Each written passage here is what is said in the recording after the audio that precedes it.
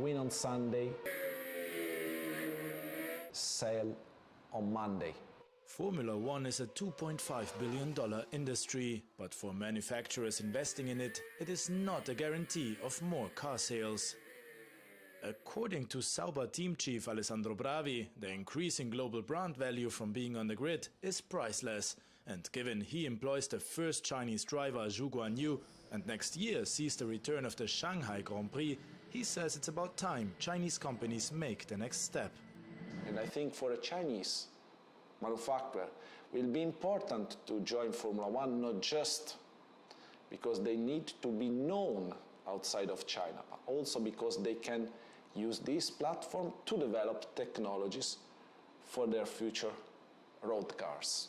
Shanghai-born Zhou is in his second season in the sport and is more skeptical. To be honest, I couldn't imagine to have a Chinese constructor, which is a little bit, of course, disappointment, but I think it's the reality, you know.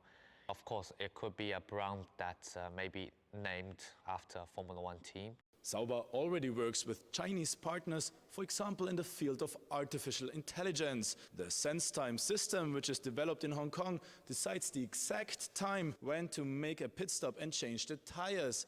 Technology exchange is one of the main pillars of F1 partnerships.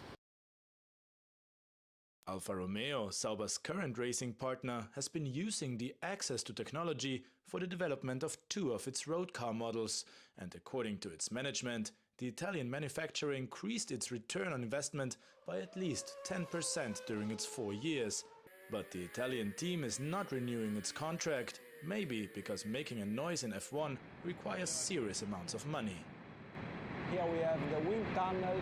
This is an investment between 50 and 60 million of euros, not considering the building itself. Being one of the few teams with its own wind tunnel, Sauber Group also employs 500 staff at its headquarters outside Zurich, and teams spend up to $135 million a year on the car alone, not including drivers' wages or transporting the team around the world.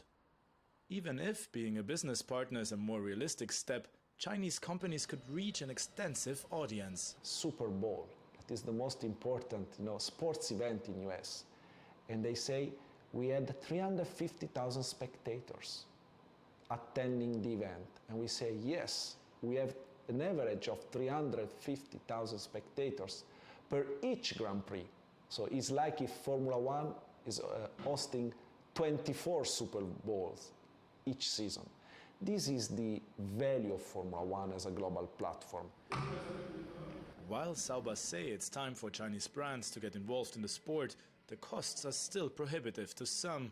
Audi will become Sauber's new partner in 2026, but it will take 3 years of research and development to build the new racing car, and the impact of that investment and resource may not be in the showroom.